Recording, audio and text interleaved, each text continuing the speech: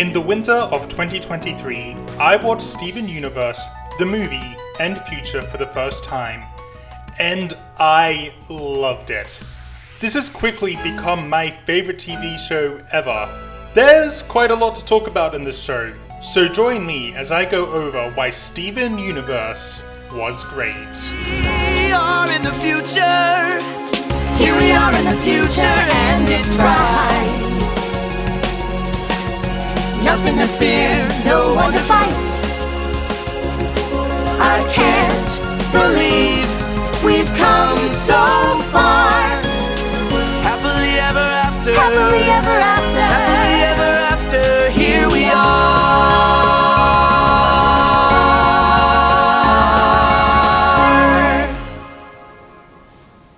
So, Steven Universe, the movie. I love it a lot. I actually watched the sing-along version of it from the Steven Universe Complete Collection for this rewatch, and I was singing to all of it. That's probably the best part of the film. Most of the songs are simply peak, and this video is honestly gonna be mostly me just praising the music. So let's begin the film. The opening credits are accompanied with some stunning art, like, wow, this is so beautiful. And the music is great too. The tale of Steven is wonderful. I really like Whenever the Diamonds Sing. It's just unfortunate that it has to share a movie with so many other amazing songs, that it gets kinda overshadowed. I still love it though. Steven, everyone believes in Steven, all across the universe. Now, I have a theory. I think a good amount of people who hate Change Your Mind didn't actually watch it, and they just watched this film with its little recap. So they had a very simplistic view of the show's events informing their dumb takes. Anyway, Steven is 16 now, and Zach Callison has given him a new voice. How's it going, everybody?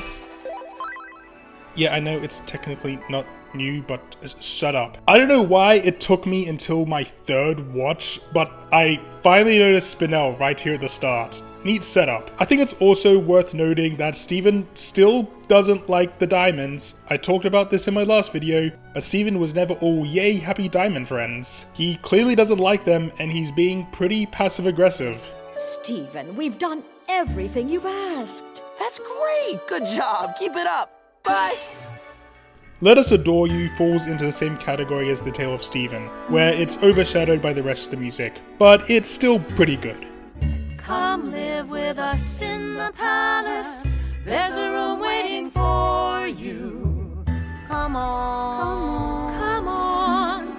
Just let us adore you. Also, is it just me, or does this song sound really similar to the music from Rainbow 2.0's intro? Come live with us in the palace. Just let us adore you. Now, back to Beat City. I love seeing how much has changed. Obviously, the Temple House has been rebuilt after getting wrecked, but now even more gems are living on Earth, and well, Steven and Connie are actually together now, I guess. I like how it's not really made a big deal, it's just, yeah, here they are in the future. And now we get to the incredible songs. Happily Ever After is just wonderful. It's a great refresh of who our main characters are. It's super uplifting. I love Steven and Amethyst's little handshake, and holy shit, Amethyst gets to sing again for the first time since like season 2. And she gets a lot to sing in this film, which is awesome. Because Michaela Dietz is a great singer who I wish got to sing more. Well, at least she actually got to sing in the show. I love seeing the Famethyst appear here too. The Famethyst are just so fucking awesome. Even if they're just in a single picture. I love how the bond between them and our Amethyst is still very strong. And also, Lars! Woo! The off-colors, hell yeah! I don't care that they don't have speaking roles. I love them! So yeah, this song is very awesome. I can't believe we've come so far. Happily ever after. Happily ever after. Happily ever after. Here we are.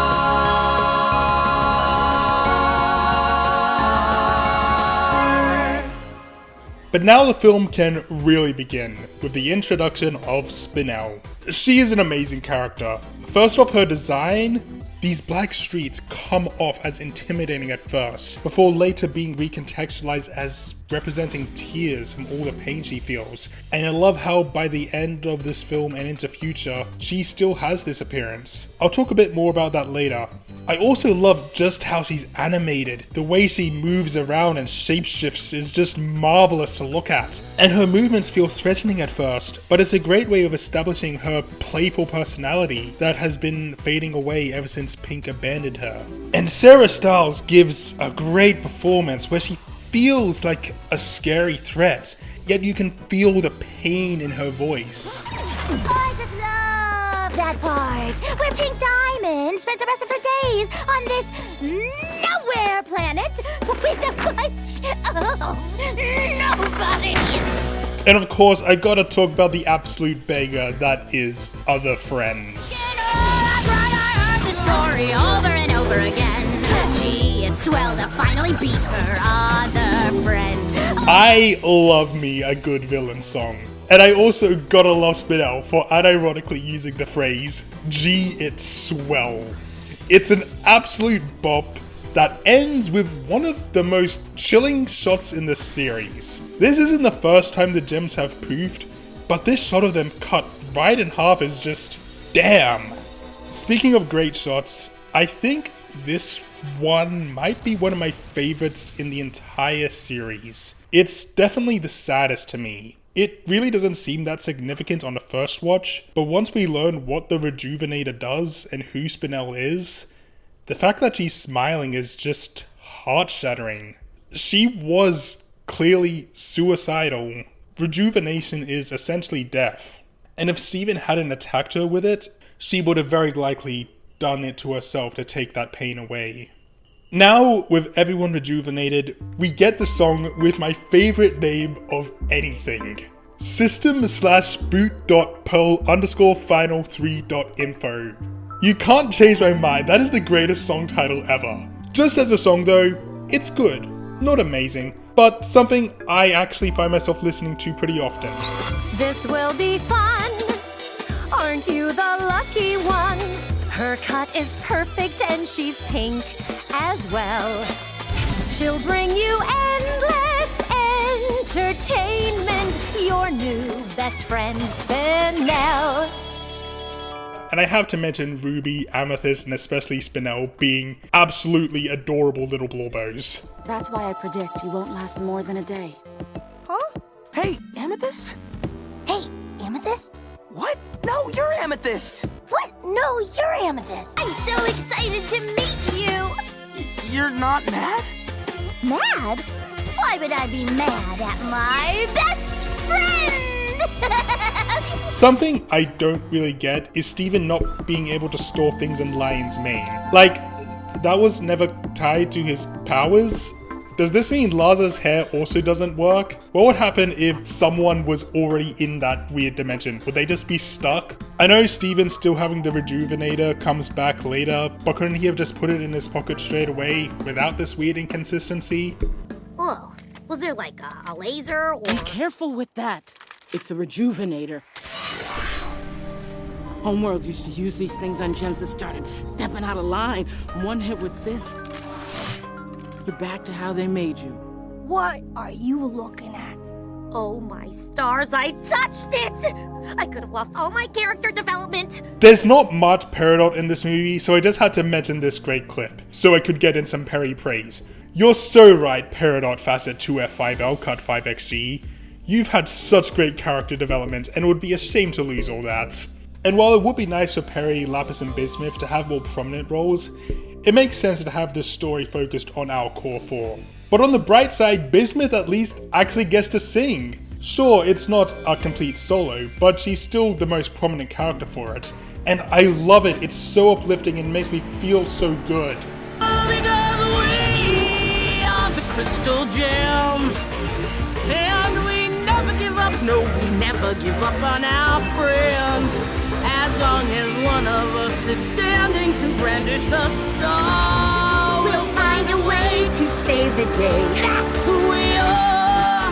Now, I can see the arguments that the gems being restored in just a couple of hours feels too fast, and yeah, that's probably true. But I really don't mind, since this story is much less about the plots and more about the characters. And it's that character stuff that I love so much. Well, that and Peridot just existing. Well, what do we have that's deadly and dangerous laying around? I think we could dig something up. Danger, danger, danger. What have we got? No. Aha! A giant pizza cutter? That is one of its functions, yes. I can't threaten them with this. Here. Now it's much more threatening. Off you go now. She be very silly, and I love that. I also love that Ruby and Sapphire's first fusion is reversed this time, with Sapphire being the one to save Ruby instead of Ruby saving Sapphire. And while I can't rank it as the best song, Isn't It Love by far has the best visuals of probably any Steven Universe song. And on top of that, it's just a beautiful song, and well, yeah, it's a Garnet song, so that's a given. Doesn't this have a name? And isn't it, isn't it?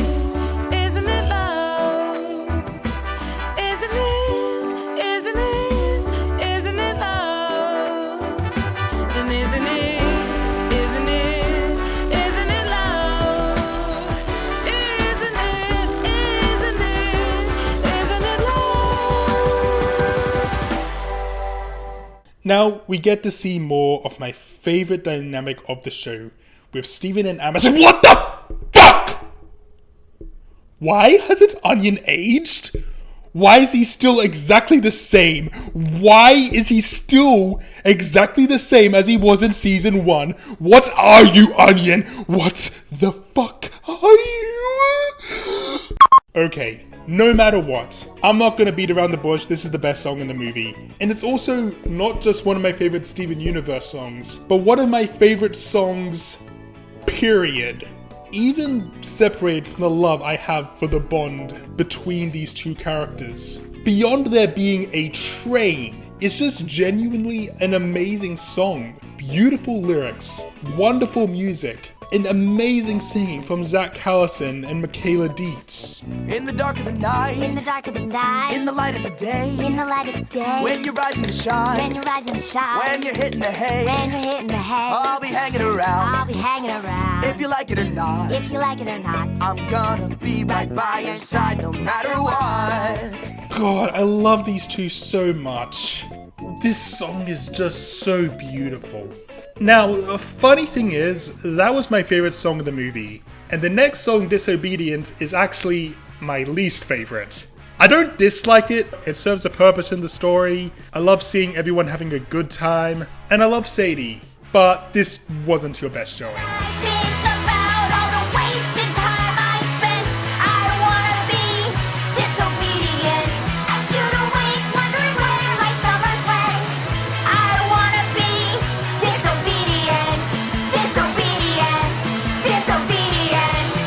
So yeah, sorry Sadie, don't worry, you'll get the praise you truly deserve very soon. Independent Together, however, is truly amazing. I love the visuals, the lyrics, the performances, and hey, Opal is back and sings, that's really cool. And the whole idea of being independent together is such a perfect way of describing fusion. Independent together. Independent together we can fly. My only issue is that it does get kind of repetitive towards the end. Like, I get it. You're independent together, independent together, independent together, you and I. You don't have to say that 2,000 times. Shut up. I know I've kind of been rambling a lot and not being saying that much, but let's just pause a bit and actually talk about Spinel. This gets talked more about in future in the episode Volleyball, but I really like how Spinel doesn't just get over what Pink did to her. That kind of trauma can stay with you for life. Over the course of the last few songs, she's seen the love shared between the Crystal Gems, reigniting her memories of the love once shared between her and Pink, and then drift away. Just wow. Is Isn't that lovely? Isn't that cool? And isn't that cruel? And aren't I a fool to have happily listened, happy to stay, happily watching her drift, drift, drift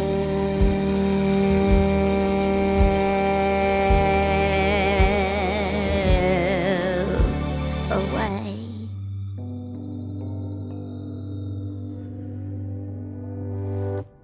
It's absolutely heart-shattering. Even more so when you go back to the show, and while watching the Crystal Gems having fun adventures, you remember this is happening. Spinel was still waiting. And waiting. And waiting.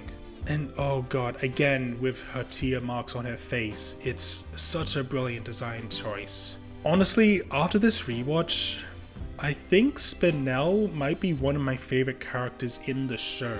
Like, honestly, I think she might even be in like a top 5 for me. She's definitely not gonna be topping Peridot anytime soon, but she's definitely up there. Found is another great song. It's short but sweet. It's great at making you feel at least a bit better after Drift Away completely breaks your heart. Someday, somewhere, somehow, you're gonna feel fine. Today, right here, right now, I already feel found.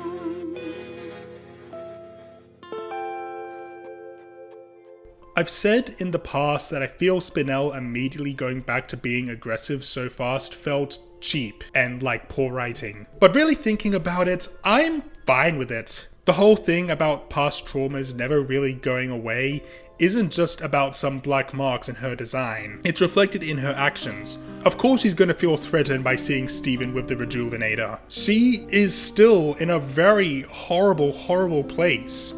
Again, look at her smile here. This was really only a minute ago from her own perspective.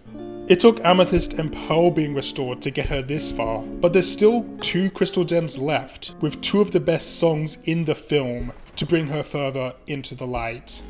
Oh, when a difficult day goes by, keeping it together is hard, but that's why you got to try, you got to try. This song kind of speaks for itself. Like, you know why it's great. I don't really need to explain myself. It's true kind of love. It's brilliant. It's the truth, it's the truth, it's the true kind of love. It's the truth, it's the truth, it's the true kind of love. And the final confrontation between Steven and Spinel. I love it! Spinel is such a good character! And Change is so fucking amazing.